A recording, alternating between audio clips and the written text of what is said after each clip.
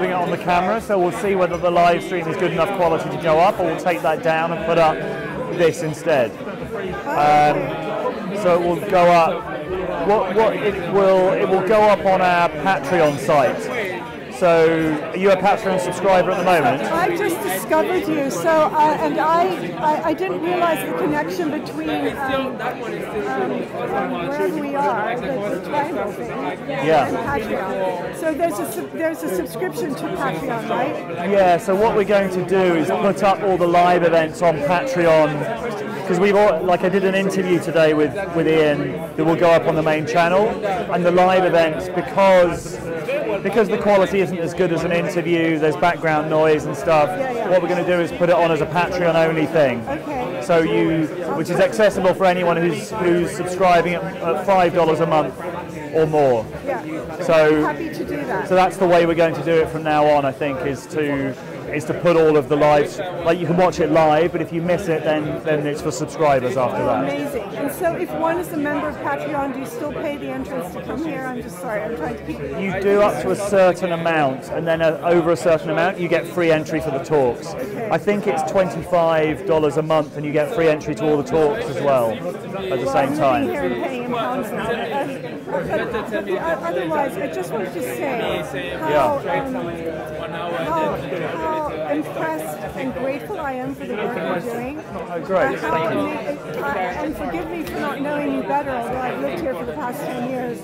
But I've seen some of your interviews, and I'm just really blown away with the depth of your interview style, and also, of course, the quality of the production, which is helpful. But the range and the individuals that you have that you are attracting and capturing, not just bullet points, but I really like the way you're drawing out their work. Great. And I'm just so grateful that somebody young and talented has this vision that hopefully can be reaching greater audiences and younger, but also taking this out, because my generation might understand where we've gone wrong. We're not so capable of doing much about it, maybe writing occasionally, but it's really, your work is really impressive, and I absolutely love the platform. The fact now that you're putting the videos up and doing live streaming, because I almost didn't make it here tonight. Anyway, thank you. No, thank you very much. Really amazing work. Yeah, thank you. So my name is Angela. I hope to be a Great. Yeah, I hope you come to more as well, because it's great to... Give me a hand. Thank you. Thank you. It means a lot. Quick question. How is the Q&A going to work? Do we need to go somewhere to ask the question, or are you going to pass the mic? I'll just ask the questions and then I'll repeat it. I'll repeat your question for the viewers online. Okay, so I'll just ask you to shout it out and then I'll repeat it for the viewers online rather than pass the mic out. Okay. Good. So we raise the hand, or how? Exactly. Yeah. Oh, okay, that's good. I'm in the first row. Okay, so let's. We're going to get back. Ali, you ready? David, okay, we're live. Can I just say? Two people have asked me the same question already, and I'd like to kick off with it because I think it's kind of important, and I wouldn't want it not to be asked. Fine. So can I say I've been asked during the interval the following question? Exactly. Yes. I'll do a little intro and then hand you the mic, and you can if you just repeat the question so that the viewers online know what it is. I'm wondering if I should. Is that now on, or? Yes, that is now on. Okay. We're recording? That's on as well. It's not recording though, because I stopped it for the... Oh, gosh. If it's on, does it mean I'm broadcasting? Only one of these is actually on at the moment. Now it will, yeah. If these are on, you're broadcasting. Because we're not getting them both through. We were. Yeah, something's mute. I think this is muted. Yeah, there we go. Right. Just check that level there. That's the one that was... Yeah. It's been largely fine. It just went a little bit... Be fine. It's fine. Change it if it's a problem. Wait a minute, this has come off. No worries. Perfect. Okay, should we get people back? Yeah. Let's clinky, clinky, clink. Yeah. So guys, we're going to start in about 1 minute's time. Yeah.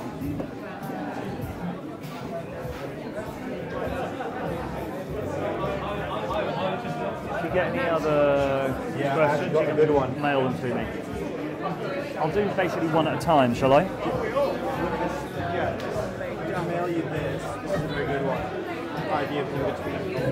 Great, okay. Sorry. Looks like it didn't. Sorry. Okay, I'm recording again.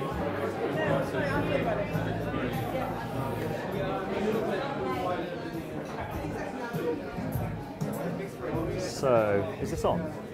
Testing. No, it's on. No, so let's... Who knows how this thing works? Can I have an Uber very rapidly after the end of this? Yes, I'll take me to Charing Cross. Yeah.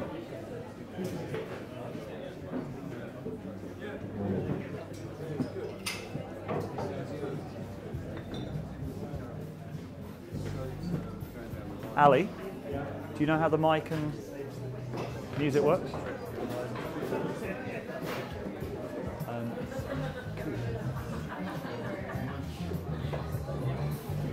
I'll get Ali to book it for Okay.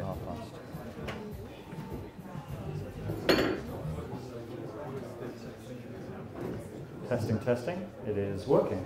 Great.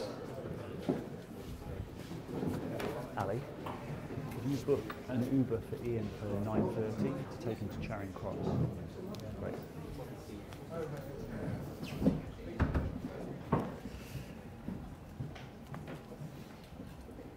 So we have some questions from the live stream, and I'm sure we're going to have lots of questions from people here.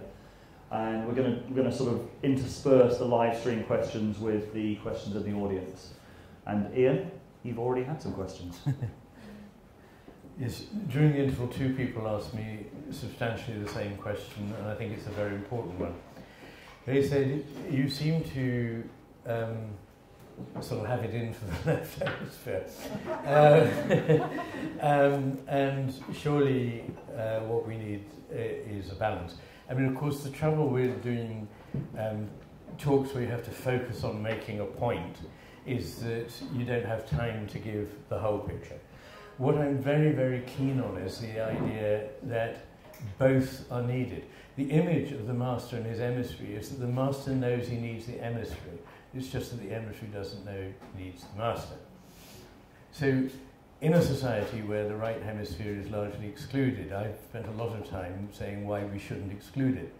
But it's not that the left hemisphere doesn't play a role. It plays a very important role, as it does in that story. You need the emissary.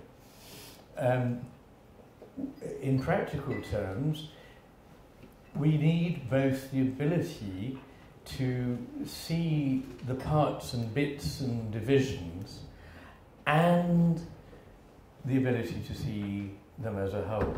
One on its own is not enough. If I can put it very succinctly, we need the union of division and union. We don't want the division of division and union, which is what we now have.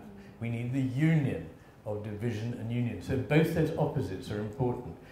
And the whole point of what I'm saying, and certainly in this second book I emphasize it, is that these two are in a kind of dialogue with one another. They're like the two ends of the magnet, except that in a magnet each is equipotent, whereas that's where it breaks down. This is not a symmetrical relationship. It's still essential that both are part of it, but they're not equally important. One of them should be the master in the situation. And the problem is not the left hemisphere in itself, it's its blindness in that it thinks it should be the master. What in practical terms that would mean is that if we people sometimes say to me, you've depicted, and I haven't done it tonight, but I can do, a picture of what a left hemisphere dominated civilization would look like. You'd find it recognizable.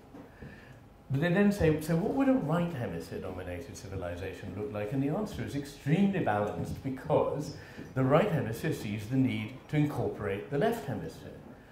So it's not a kind of either or tit for tat. That's how the left hemisphere would see the relationship. It's the either or of the left hemisphere versus the both and of the right hemisphere. It appreciates, and it is very important, that there should be this two-ness that is also a unity. In other words, we need resistance, we need not just union. You know, sometimes people say, all is one. You know, I've reached the final summit of wisdom. And I say, yeah, but all is two. Now what? And both of these are true. Both of them is true. Both of them are true. Great. And Justin on the live stream asks, how is the variance of left-right brain dominance between people explained in your view? I'm not terribly keen on the idea that there are just left hemisphere people and right hemisphere people, because we're all a mix of things depending on what we're looking at and what situation, and nothing is ever as cut and dried. It is nonetheless, I mean, there is psychological research which shows that there is something called a perceptual bias towards one or other of the hemispheres, and people reckon they have instruments, psychological instruments that can be administered that will reveal this.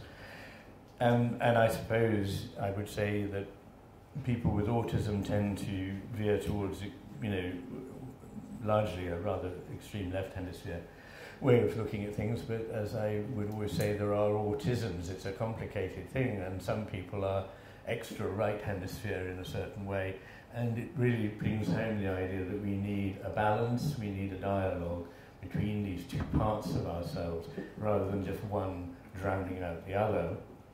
So I think that, you know, a healthy individual is able to do both. As people have said to me, your book, it's totally left hemisphere. Look at it. I mean, it's a sustained argument over 600 pages. It sequentially makes sense. It draws heavily on fact. But I'm not against science. I'm not against facts. I'm not against being able to express something clearly in an argument. Of course not. That would be idiotic. It's just that that is not everything. And that argument is used in the service of appreciating things beyond it. So, questions from the audience? So, if you shout your question out, I'll repeat it for the people watching. Okay. So, in kind of like modern society, like the fact that we've kind of lost contact with spiritual kind of traditions and things like that, what do you think the role of art is and kind of creation? And how does that also link with, like, does, for example, capitalism interfere with how we can bring consciousness into society? So what is the role of art in this society, and how does capitalism... Yeah, does capitalism and its kind of structure, the kind of left brain structure that's been imposed in society, does that interfere with how we can kind of spread that message? And does capitalism as a left brain phenomena interfere with that message? Destroyed my connection with the world. Yes. Well, I think art is enormously important. You know, I really can't say it more strongly. And I think it's also, for many people in an age which is not naturally a religious one, it's the main way in which we can access spiritual truths. Interestingly, the last Pope said something I think is very interesting, because you might think he was a rather dogmatic individual. He said the Church has much to be ashamed of, but its vindication, if there is one, is in the wonderful art that it produced and in the lives of its saints. And I think that is a very fair summary. About capitalism, I think capitalism interferes with art in all kinds of ways, skews what is fashionable, what is valuable. An awful lot of the trouble with the modern artistic scene seems to be fueled by investments and evaluations that have nothing to do with imagination and intuition, but to do with fashion, and capitalism draws heavily on fashion. We'll take another question from the audience. I think someone had their hand up back before. Yes? Hello. Right at the beginning, Iain, you said we are juggling the two networks. So where is the we? Is there an aspect of us that's superordinate to our hemispheres? So you said we are juggling the hemispheres. What is the we? What is the thing outside the two hemispheres? Yes, that's a very good question. There is a sort of misunderstanding that has been put to me that there must be a third hemisphere from which we appreciate the other two. But that is not necessary. Fortunately, we have a fused experience of the world. And all I would really say is, if you evaluate the fused experience that we have of the world against what each hemisphere would offer on its own, there is no contest that the left hemisphere is not offering us something that really corresponds with anything we could call reality. Quite interestingly, all the major delusional syndromes that are caused by brain injury, and they are completely fascinating. I mean, as a budding doctor, I was completely gripped by these extraordinary things that happen to otherwise, normal people. They're practically all, with the exception of one condition called autotopognosia, they're all more prevalent or only happen after right hemisphere damage. So the answer to that is that when you lose your right hemisphere, there is a sort of delusional condition, which doesn't happen the other way around. All that happens when you have damage to the left hemisphere is that you can't talk or write. But you've got a good grasp of reality, you still understand what people are doing and so on. Whereas if you have damage to the right hemisphere, you can talk all right, you can write all right, but you can't actually any longer understand what's going on. What does all this mean? So I don't think you need a third point. We are already that unified point. I don't know if that is a satisfactory answer. I suspect it may not be. Anyway. She was maybe hoping for a third hemisphere that would sort of bring out like a rabbit from a hat at the last minute. So I'll take a question from the live stream, which is from Jenny Mackness. A consistent thread through the book is the idea of betweenness. Could Iain say more about what he means by this and why it's important?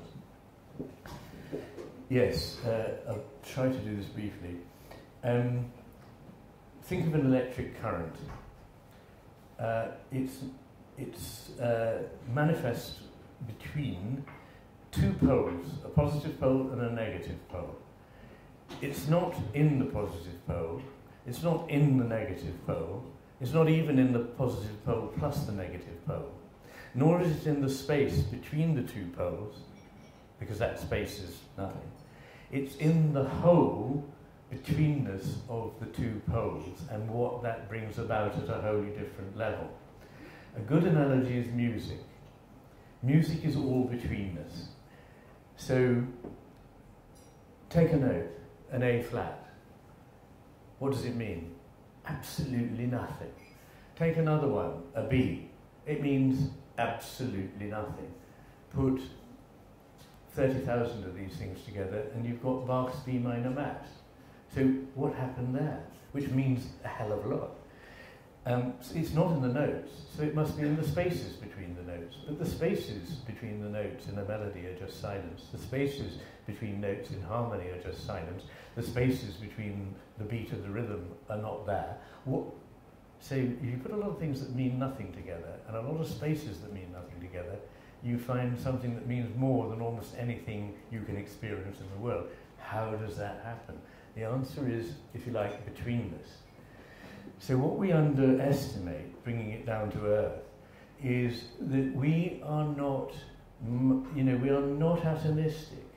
There is no way in which I exist independently of all of you, and of all of the planet, and of all of the people who came before me, and indeed, in a strange way, I'm part of something that is to come. That is all not in me or in them, or in some sort of gaps between us, but is in the betweenness. That's what I mean by it. And it's, thank you, Jenny, for raising the point, because it is absolutely fundamental to my philosophy. And it's another way of talking about what I was talking about earlier that I'm writing about right now. Great. Take a couple more questions from here. And yeah, anyone up first? Do you think that this over-reliance on left hemisphere ways of thinking and being, do you think there could be a purpose to it? Is it also part of a process, maybe, of the journey that human species is going on? Is on. If we don't extinct ourselves first. It is definitely. But you've got to remember that in evolution there are many dead ends. The story of evolution is mainly of unsuccessful experiments. And we may be part of an unsuccessful experiment, but we're certainly on an evolutionary path towards a dead end at the moment. But we have uniquely the power to stand apart and see where it is we're going. You know, no other species can say, peacock's tail, not a good move, I'm going to get caught by a fox, I'm going to change all that. But we can actually change things. And really, you know, every single human being has to take it upon themselves to be part of that change, otherwise it can't happen. And I want, you know, this is called rebel wisdom. I just want people to be rebellious against the status quo, all the things you're told, all the managerial guff that overlays the reality and vividness and vitality of our lives, and come down to the brass tacks of what's important, and stand up for it, and don't listen to all that generalised, abstract rubbish. Great. Another question from here? Yeah. You have this great historical sweep, but are there any examples of the kind of right brain thinking, right hemisphere culture kind of winning back against the left hemisphere? And also a subsidiary question, I mean, it used to be said in the 60s, didn't it, that kind of the left hemisphere was male and the right hemisphere was female. Does your thinking have any implications for gender relations? Sneaking in two questions. First question being, does the right brain ever fight back and win in these historical examples? And is there a gender dimension to it? On the first question, no, because as I pointed out, the right hemisphere is always tolerant, conciliatory, wise, available to accommodate. And so it never sort of takes over. But the left hemisphere is quite willing to be arrogant, dominant and exclusive. So things always veer in that direction. I can't imagine what a right hemisphere only world would be like, but it's not one we would recognise. It might be a lot better than the one we're in, but it would certainly have its major problems. I mean, one of the things is that the right hemisphere on its own leaves us, I think wisely, to be aware of suffering. But we can't actually function if we're too aware of suffering. So the right hemisphere tends towards melancholy on its own. The left hemisphere on its own veers towards a kind of idiotic optimism. But we need a bit of that, you know, to function. We have to have both. Humankind cannot bear too much reality. So we can't have too much right hemisphere. The gender thing. Okay, I'm often asked this, and I know why. Because it looks like, you know, the empathic thing about the right hemisphere, perhaps that's female. It's not quite straightforward even at that level, because the research shows that men are perfectly as empathic as women. It's just that they don't express it in at all the same way. So men are not largely expressive of these emotions, but they experience them. But really rather more important is that all the research shows that if anything it's the other way around. So there's an awful lot of this. I'll not remember it all, but I can recap some of it. It's testosterone that causes the right hemisphere to expand in the womb. It causes the right cortex in males to thicken and the left hemisphere cortex to thin. It causes projections from the corpus callosum into the right hemisphere to be more prominent in men. Men are better at visuospatial manipulations. Women are better at verbal fluency. Verbal fluency is distinctly left hemisphere. Manipulations in space are, you know, distinctly right hemisphere. The global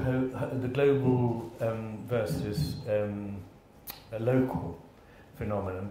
The right hemisphere tends to see the global picture, the left hemisphere tends to see local. There's a massive information from little girls up to women of all ages that shows that women tend towards a part-wise understanding, a local understanding, whereas men tend to be global and holistic in their understanding.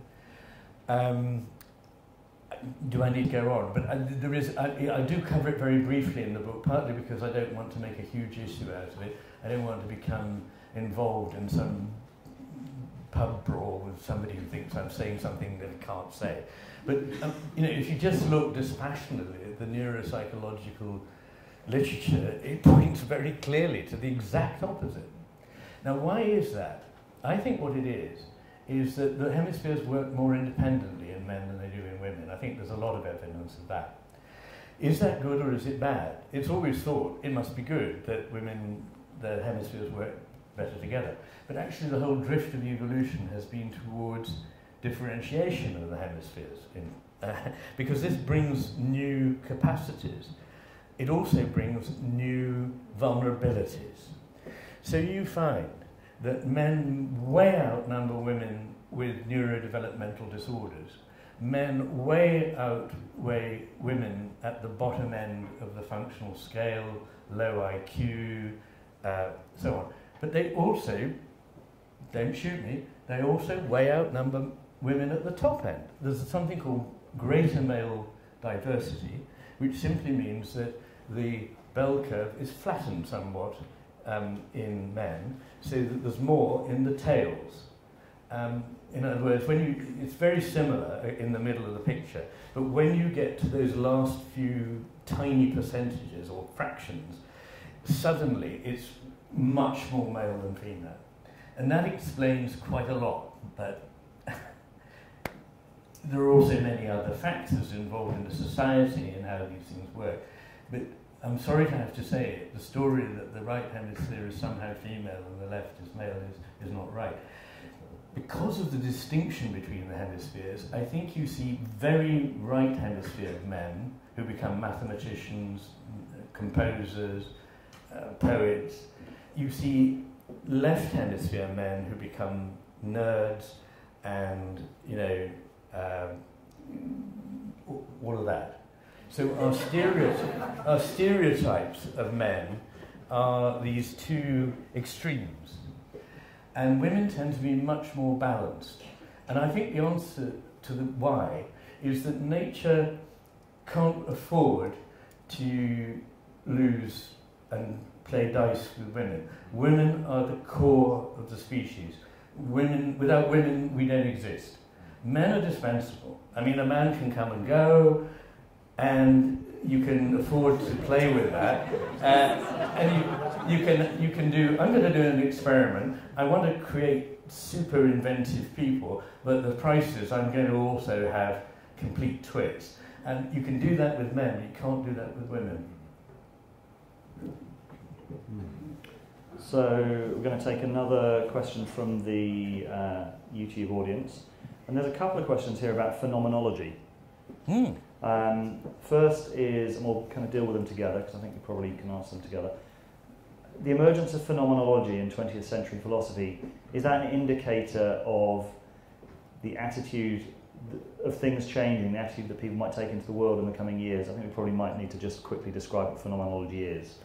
And also, this is from Andrew Bernard. Oh, he asked both of them. That's why there's two questions about phenomenology. And the other question is, who's your favourite phenomenologist?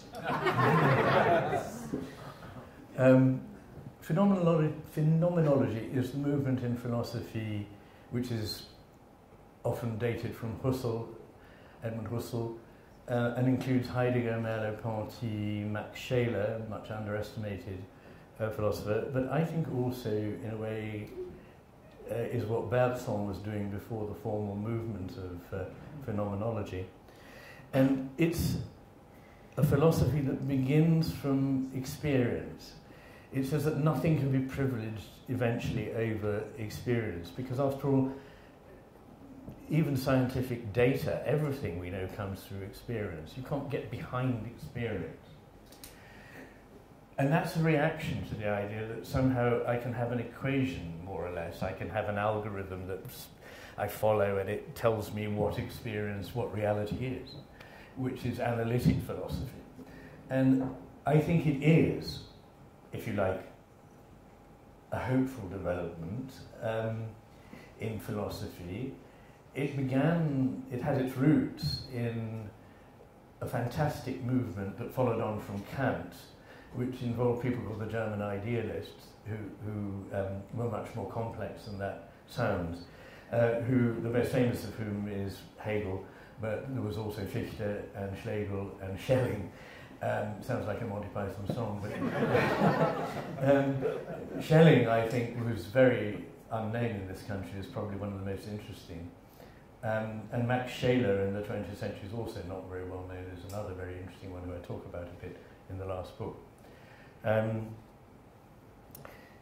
But I think it's a movement away from just this business of following rigid categories, rigid ways of deducing answers, and taking into account the phenomena of experience, which is where the name comes from. So my favourite phenomenologist is probably Bergson, if we'd allow him. Otherwise it would be either Heidegger or Scheler. And I'm also very keen on people called the American pragmatists, who are C.S. Peirce, William James, and Dewey. So that group of people who, again, thought that it was very important to attend to experience and incorporated spiritual ideas into their philosophy. Great. So for the last 10 minutes, we're going to try and get through as many questions in the room as we can. Your hand went up like a rocket, so you're next. Thanks very much. Fascinating. My girlfriend and I sometimes play a game looking at each other just with one eye, and the left eye, so right brain, flicks between the eyes really quickly, but the right eye, so left brain, looks kind of both frightened and curiously just at one eye and almost doesn't want to admit the existence of the other eye. I found that it was almost like a black spot for me initially. So that kind of corresponds to what you're saying. But you mentioned the Second Coming's quote, passionate intensity, that people have this passionate intensity. So people in the political sphere, more people than it might be culturally safe, are saying things that they believe that only right or wrong. We need quick questions because we want to get through quite a lot. Yeah, we want to get through a few. Okay, sorry. If we're kind of stuck in a new enlightenment, how might we culturally stimulate the kind of new romantic era, if that makes sense?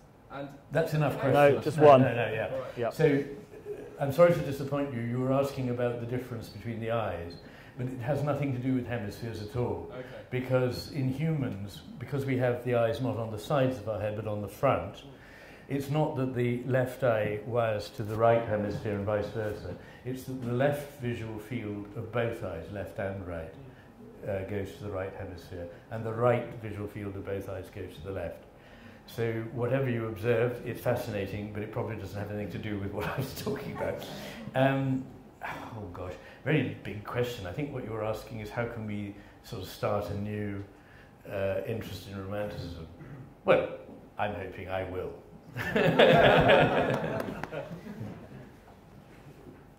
Great. So you did have your hand up very quickly. You answered partially already, but would you recommend having a left hemisphere stroke or a right hemisphere stroke? If you had to choose, do you have a right or a left hemisphere stroke? Which one is more fun or happiness? Well, it depends what you want. If you want to live in La La Land, then have a right hemisphere stroke because you won't know what's wrong with you. But on the other hand, you probably won't be a very fulfilled person, and it's really devastating to have a right hemisphere stroke. Whereas having a left hemisphere stroke, you're fully aware of what's happened, and therefore that's slightly more grievous, but at least you can function at a high level. And it's of interest that after a left hemisphere stroke, which in most people is going to cause loss of speech and loss of use of the right hand, at least for a while, the rehabilitation is much more successful than after a right hemisphere stroke, in which people seem to have no problem. They can speak, they can use their right hand. What's the problem? So I just pray, God, please don't play a wicked one on me and give me a right hemisphere stroke. Okay. My left hemisphere wants to tell you that I have understood everything that you have said, but my right hemisphere wants to relate a story to you about how I've truly understood it. But I'm not even going to do that. I'm going to ask a rebel wisdom question. And the rebel wisdom question is this. If you had to personify in a thinker, a 21st century thinker right now in front of us, that represented all those aspects of the left hemisphere and all those aspects of the right hemisphere, who would they be? So if you had to distill down to one person, left and right hemisphere, would Dawkins be the left? Well, the Dawkins-Dennett phenomenon might well be. I don't like these very simple caricatures. Right hemisphere people are probably going to be people of profound wisdom who, I'm still looking for. Great. Yes? How can loss of faith in the divine come about in an individual brain? How can loss of faith in the divine come about? How can loss of faith in the divine come about in an individual brain? Well, the answer is it comes about in a person, not in a brain. There isn't a simple answer to that. There are all kinds of reasons why people might lose their faith. May I use that as a springboard just to make a reflection? I have a very learned and pious man who is a very senior clergyman, and people say to him, "How I envy you your faith." And he laughs about this as though faith answered all your questions, whereas he says faith is just the beginning of many very difficult questions.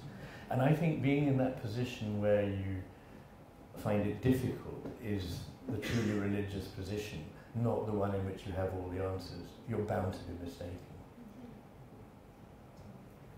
Right, so take someone from this side. Yep. You mentioned the difficulty of leaping from science to human systems, and I was wondering if you know anything about the quantum world or the new physics, if there's a difficulty in making that leap from the microcosmos. So there's a difficulty in leaping from science to human systems. Does subatomic physics help bridge that gap in some way? Well, I'm aware that one can run wild with analogies. So I like the way you're thinking, but I wouldn't wish to jump into a very complex area with my ignorance. However, I have reflections on something called quantum field theory, which is an extension of quantum mechanics that in many ways resolves some of the problems in quantum mechanics. I've been reading as much as I can about it. I have a number of physicists, quite surprisingly a number, who have written to me saying what you have illuminated here helps understand what we're dealing with in physics. So I am daring to say something about it in my new book, but only after I've run it past my dear friends, the physicists, who can tell me I'm talking through a hole in my head. Great, we'll take a couple more questions. Yeah. Can you make any conclusions between the observations of perception of depth and perspective in right hemisphere damaged people and the development of perception or expression of perception of perspective in the Renaissance? Is there any conclusions you can make about those the observations of biology? Or is there similarities between them? Is that what you're asking? I'm wondering, is there any correlation in these phenomena? Yeah. Interestingly, although it's always said that perspective was invented in the Piazza del Duomo in Florence in 14 whatever it was, that is only partially true. Funnily enough, the Greeks and the Romans developed perspective and then lost it.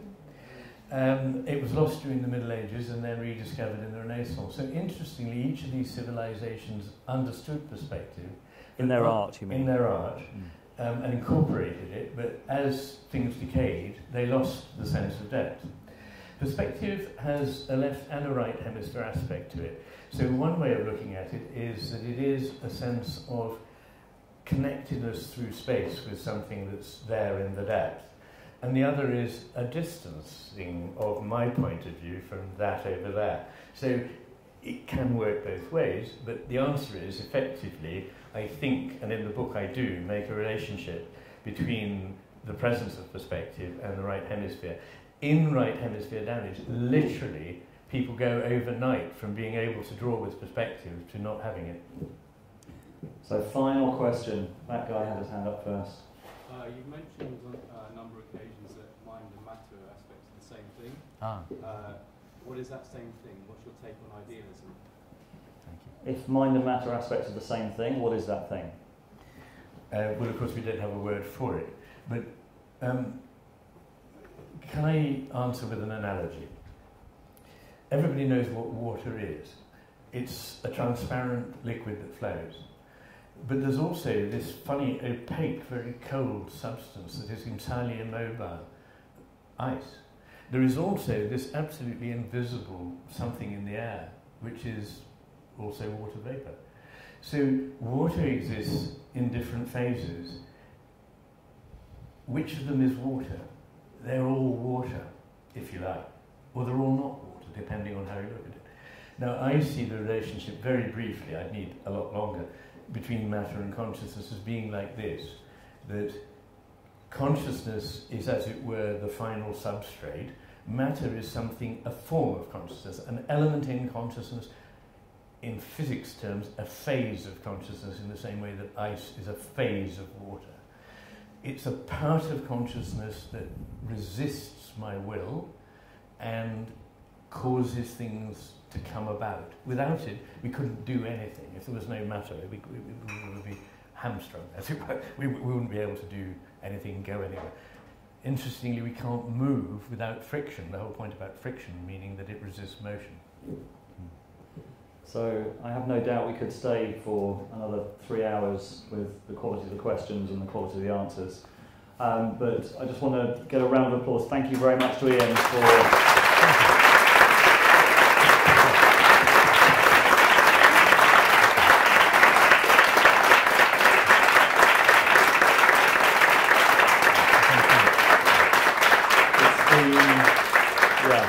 It's been an absolute pleasure. The interview that we did with Iain, which we'll be putting out on Rebel Wisdom probably in the next week or so. We've got another event coming up on the 6th of December called, what's it called? You remember? Magic, the Occult and Politics at the October Gallery, which should be a very interesting, slightly surreal event, I hope. And thank you all for coming. And this live stream will be online, so you can also watch it again if you have a look at the Rebel Wisdom website. Thank you for coming, and see you at another event very soon.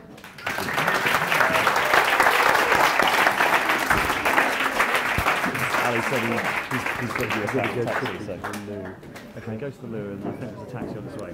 I'm sure there is.